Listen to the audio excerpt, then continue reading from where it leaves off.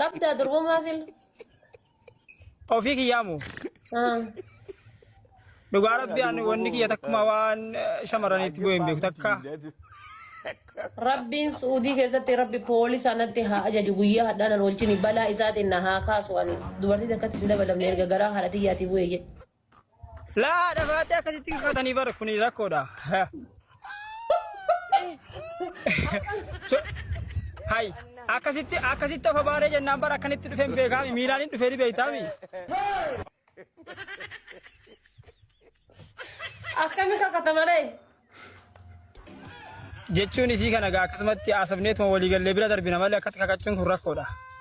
Hai ati kana dura dubartii tutteertaman tun dheeysin jedhee bar hin tunne wajji ciise hin tunne gaa miila kiyya giddumasii kaadhee kanuma waan tokko tokko hin tunne takkaani waan namni tokko san ijumaanuu nagarre kakadhu sin jedhee bar akkan jedhe yeri kakadhu naa jijjiiri kabraa jijjiiri kabraa ni kakadha wallahi billahi nan baasu so na baase wallahi si jijjiira sanyii ko nan baasu wallahi osona ba lisadan sanu ganama jechaadhaaf argite jechuun gabaa ganama jecha malee wallahi nan baasu mungkin abjuudhaan argee beektaa abjuudhaan arguun na bu'aa kanaafi kakaan kun nama sodaachisa. Gadda keessa ta'e gammachuun kee galma kee ibsuu hin danda'u. Gadditeetta jechuun addunyaan siif dhumate jechuu miti.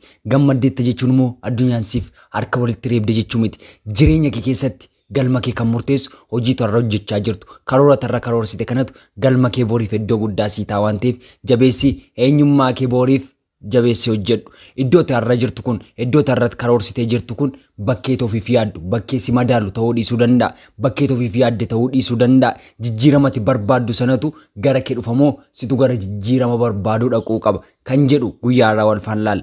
Yoo yaa akkam jirtu jaallatamtoonni fi kabajamtoonni hordoftoota koo horoon inspire wartaatan akkam jirtu bakkee isin jirtanitti nageenyi fi baay'atu jecha tole gaa jireenya keenya keessatti maaltu nu barbaachisa karoora keenyaaf gammachuu keenyaaf nageenya keenyaaf wanta nuun qabnu hundumaa irratti akka nuun focus goone jiraannuuf tole gaa kanaaf immoo nuti jireenya keenya keessatti maal murteessuu qabna yookaan immoo maal beekuu qabna yookaan maal ofiif yaaduu qabna kan jedhudha guyyaarraa kan wal faana ilaallu wanta nuun dirqama hubachuu qabnu kan namoonni beekan nutti himuu hin dandeenye yookaan immoo nu dhoskan karaa milkaa'inaa kan ta'edha jechuudha. Tole gaa jireenya keenya keessatti addunyaan waa'ee miira keetiif dhimma hin qabdu. Addunyaan yoo ati milkooftellee yoo ati gadditellee yoo ati kuftellee tirachuun ishee ittuma fufti. Jireenya kee jijjiiruuf garuu itti gaafatamummaa kan qabu si qofaadha. Of gargaaruuf, of hambisuuf, of jiraachisuuf tarkaanfii fudhachuu qabu si mataa keeti. Addunyaan si faana dhimma rakkattuuf hin qabdu. Jireenya ishee itti fufti jechuudha. Tirachuu ishee fuulduratti adeemuun ishee udduubatti jettee ilaaltu jechuudha. Kanaaf immoo addunyaan miira keenyaaf, gadduu keenyaaf, boo'uu keenyaaf, dhiphachuu keenyaaf, argachuu keenyaaf, dhaba keenyaaf dhimma mataa isheetii miti. Kun rakkoo mataa isheetii miti. Addunyaan waa'ee miira keenyaarraa dhimma hin qabdu. Nudha kan waa'ee miira keenyaa itti gaafatamummaa kan fudhatu. Nudha waa'ee miira keenyaaf itti gaafatamummaa kan fudhatee jireenya jiraannuuf of qopheessee gara fuulduraatti kan tarkaanfachuu danda'u numaaf nu qofaadha. Dirqamni nurra jira. Kaayyoo keenya galmaan ga'uuf, karoora keenya galmaan ga'uuf, wanta uumamneef sana jiraachuuf itti gaafatamummaa kan qabu yookaan itti gaafatamummaa kan fudhate nuuf nu qofaadha. Nama biraa miti jechuudha. Namni tokkoyyuu itti gaafatamummaa nu fudhachuu hin danda'u. Kanaaf immoo maatti akka deemtu adda baasii beeki. Gammachuu kee irratti, miira kee irratti wanta kamirrattuu jalqaba hojjedhu. Yoo milkaa'ina fiixee milkaa'ina irra ba'uu barbaadde ta'eef. Tole gaa inni lammeeffaarratti argamu immoo eenyumtuu si oolchuuf akkasuma immoo si hambisuuf teessee hin eeggatiin. Nama na oolcha yookaan immoo nama na hambisa jettee teessee eeggannaa of barsiistee jennaan jireenya kee akka ofiin boolla ofiif qotaa jirtu yookaan immoo akka ofiin boolla gad of fageessitee of awwaalaa jirtu adda baastee beekuu qabda. Namoonni si deeggaruu danda'u, karaa sitti agarsiisuu danda'u, garuu dhuma irratti itti gaafatamummaa jireenya keetiif dhibbarraa dhibbatti kan itti gaafatamummaa fudhachuu danda'u siif si qofaadha. Kanaaf immoo wanta itti gaafatamummaa fudhattu san adda baasii beeki. Namoonni irra si deeggaran, namoonni irra karaa sitti agarsiisan, namoonni irra si duukaa dhaabbatan kun si deeggaruu danda'u, si cinaa dhaabbachuu danda'u, si jirra siin jechuu danda'u. Garuu itti gaafatamummaa wanta hojjechuuf jechaa jirtu yookaan wanta dalaguuf itti yaadaa jirtu sanarratti itti gaafatamummaa kan fudhatu siif si qofaadha. Biyya lafaa kanarratti namni nama barbaade yoo si jaallate, namni nama barbaade yoo siif ta'e na aman si duukaa boolla hin seenu. Akkanuma immoo si duukaa mana sirreessaa yookaan mana adabaa si duukaa seenuu hin danda'u. Waan dogoggora hojjettetti suma mataa keetitti gaafatama. Waan gaarii hojjettetti sumatti badhaafama. Kanaafuu namoota na fayyisa yookaan immoo namoota naaf dirmata yookaan namoota naaf dhufa jettee itti of amanuun sirrii miti. Adda baasii beeki namoota amantu yookaan immoo responsibility yookaan itti gaafatamummaa fudhachaa deemuu qabda. Hojii hojjettu yookaan immoo karoora jiraattu irratti yookaan waan barattu tokko irratti itti gaafatamummaa fudhatiin deemta taanaan kun galma keef gufuu sitti ta'uu danda'a. Amanamaan dhugaan muraasa qofaatu jira waan ta'eef eenyuunuu barbaaddee siif argamuuf dirqama tokkollee hin qabu jechuudha. Namni yeroo kamittillee sa'aatii kamittillee siif barbaadamee siif argamuuf dirqama mataa isaa danda'e tokko hin qabu. Nama gaarii ta'uun, namni namaaf birmachuun, namni namaaf dhaabachuun kun dhugaa hin haalamnedha. Garuu immoo namni yeroo hundumaa dhibbaa dhibbatti naaf argamuu qaba yookaan immoo naaf argamuu qaba jettee jaamummaadhaan yookaan dunuunfattee itti seenta taanaan na amani wareegama guddaa kaffaluu dandeessa waan ta'eef. Kanaafuu hoomaa namti kamiyyuullee taanaan yaada kamillee taanaan nama sitti dhufaa jiru yookaan nama sitti adeemaa jiru adda baasii beeki. Nama kamirratti of gatuu keen dura, nama kamittuu hirkachuu keen dura, nama kamittuu rakkoo kee himachuun dura, namni kamuu akka inni si gargaaruuf birmachuu keen dura yaada keessan adda baasii beeki. Namni kamittuu dirqama hin qabu si gargaaruuf na hambisa jettee nama kamiinuu teessee eeggatta taanaan galma kufaatii keef of qopheessaa jirta waan ta'eef adda baasii beekii jechuudha. Tole gaa inni itti aanee argamu yeroon diina keessa guddaati yoo ittiin fayyadamin hafte jechuudha.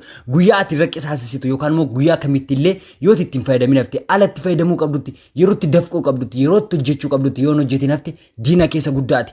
Akka imimmaan hin buustu akka dhiiga boossu si taasisa waan ta'eef yeroo dargaggummaa keetti yeroo keetti hin fayyadamin hafte yeroo sa'a hojjechuu qabdutti sa'aatii fiiguu qabdutti sa'aatii itti fayyadamuu qabdutti hin fayyadamin yoo hafte sa'a barachuu qabdutti yoo hin baratin hafte sa'aatii dubbisuu qabdutti yoo hin dubbisaa hin hafte na amani imimmaan guddaa si buusisa wareegama guddaa si buusisa diina keessa guddaati jechuudha. Yeroo qabdutti fayyadame yeroo qabdutti yoo fayyadamte namoonni baay'ee haala yeroo itti fayyadama isaanii haala karoora isaanii haala itti baafata yeroo isaanii nama kamiifuu hin qoodan.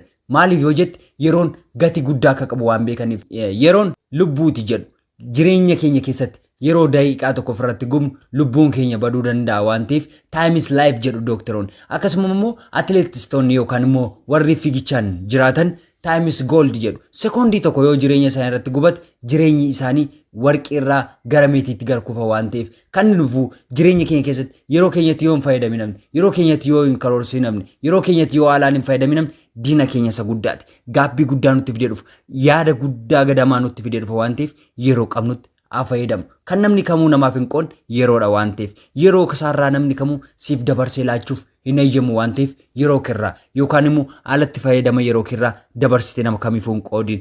Inni itti argamu immoo tasgabbina yookaan immoo jireenyi koonfartii qabu yookaan immoo jireenyi mijataan diina keessa hamaati. Yoo wanta mijataa keessa jiraatte yoo wanta sin jeeqne yoo siif wanta koonfartii laatee jiru keessa yoo jiraatte wanta koo akkasin barbaachisnitti yaaduutiin of dagattaa jechuudha. Waan raawwachuu qabdu wanta hojjechuu qabdu guddina bira ga'uu qabdu rakkoo si mudatu hundumaaf itti gaafatamummaa fudhachuu dadhabdaa jechuudha. Yoo wanta tasgabbina qabu yookaan immoo comfortability taate yookaan immoo waan mijataa keessa yoo jiraatte maatii mijataa keessa jiraatte waan qabdu qofaaf maatii mijataa waan qabduuf maatii wanta hundumaa si guutu yoo qabaatte wanta itti yaaddoftu dhabdaa jechuudha. Wanta kamittiyyuu itti gaafatamummaa fudhachuu sodaattaa jechuudha. Wanta hojii sitti laatamu yookaan immoo wanta tokko gaafa raawwachuuf kaatu itti gaafatamummaa fudhachuu sodaata waan ta'eef milkaa'uu barbaadda galma ga'uu barbaadda taanaan wanta boqonnaa si laatu yookaan immoo wanta comfortable ta'erraa yoo wanta hundumaa argite yoo naannoo keettiin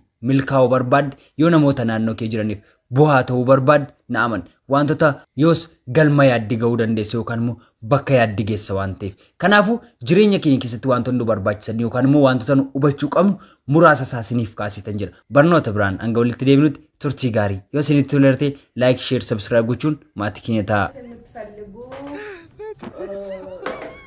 ሽፎን ምናምን ልብስ ምናምን የሚፈልጉት አውሩኝ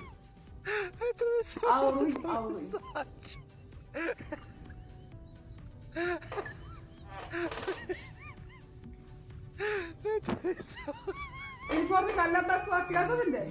لازم مدام بيت مسارات አለብኝ لازم كل حد يصير إثيوبيا كل حد يسوي ملابس دكان يسوي هذا أنا بعد نفس الناس أبطلع أسوي هذا ليش يعني ما تجون سوق مليانة يا مداني عالم يالي بتاع دالي متفلقوت قوات بتفلقوت لبس بتفلقوت ግዙ ስልክ ቁጥሬ 055 ገለት 0552 09 62 19 duwashan shantamilem jaatamilam duwashan ፕሮፋይል ከራ ፕሮፋይል ሲሉዘሉ ከገዛችሁ ግዙ ካልገዛችሁ ውጡልኝ። የመዳም ብትጀምረው እንዴ ሰላም ናችሁ? እንዴት ናችሁ? ኢንፎርሚ ካለበሽ ምንም አነጋገር ኮፊያ ጨመርኩበት እንዴ ኮፊያ ብቻ የጨመርኩበት ማለት ነው። ነጭነቱን ጨመርኩበት ማለት ነው። ፊልተር ብዙ ጫን አደረኩትና ቅባት የምትፈልጉ የሁለት መድኃኒት የምትፈልጉ ሽፎን ምናምን ልብስ ምናምን የምትፈልጉት አውሩኝ።